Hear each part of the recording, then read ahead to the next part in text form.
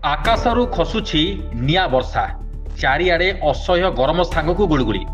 ଆଗାମୀ 3 ଦିନ ଯାଏଁ ଦିନ ତାପମାତ୍ରା ଆହୁରି 2ରୁ 3 ଡିଗ୍ରୀ ବୃଦ୍ଧି ପାଇବା ନେଇ ସୂଚନା ରହିଛି। ଆଜି ପାଇଁ 13ଟି ଜିଲ୍ଲାକୁ ପ୍ରବଳ ଗରମ ସାଙ୍ଗକୁ ଗୁଳୁଗୁଳି ନେଇ ୟେଲୋ ୱାର୍ଣ୍ଣିଂ ଜାରି କରିଛି ପାଣିପାଗ ବିଭାଗ। ଆହୁରି କଲବଲ କରିବ ଗରମ ସାଙ୍ଗକୁ ଅସହ୍ୟ ଗୁଳୁଗୁଳି। ତତଲା କଡ଼େଇରେ ଭାଜି ହେବେ ସାରା ରାଜ୍ୟବାସୀ। ଉପକୂଳରୁ ଉତ୍ତର ପୁଣି ପଶ୍ଚିମରୁ ଦକ୍ଷିଣ ସବୁଠି ଜାରି ରହିଛି ପ୍ରଚଣ୍ଡ ଗ୍ରୀଷ୍ମ ଲହରୀ। ତେବେ 15 ତାରିଖ ଯାଏଁ ତାତିରୁ ନିସ୍ତାର ନାହିଁ। ଭୁବନେଶ୍ୱର ଆଞ୍ଚଳିକ ପାଣିପାଗ କେନ୍ଦ୍ର ପକ୍ଷରୁ ଏଭଳି ଆକଳନ କରାଯାଇଛି। ପାଣିପାଗ କେନ୍ଦ୍ର ପକ୍ଷର ସୂଚନା ଅନୁସାରେ ଆଗାମୀ 3 ଦିନ ଯାଏଁ ଦିନ ତାପମାତ୍ରା 2ରୁ 3 ଡିଗ୍ରୀ ବୃଦ୍ଧି ପାଇବ। ଆଜି ପାଇଁ 13ଟି ଜିଲ୍ଲାକୁ ପ୍ରବଳ ଗୁଳୁମୁଳି ସାଙ୍ଗକୁ ୟେଲୋ ୱାର୍ଣ୍ଣିଂ ଜାରି କରିଛି ପାଣିପାଗ ବିଭାଗ।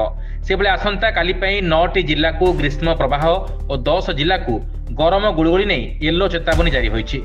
ଗତକାଲି 19 ସହରରେ ତାପମାତ୍ରା 40 ଡିଗ୍ରୀ ଉପରେ ହୋଇଥିଲା।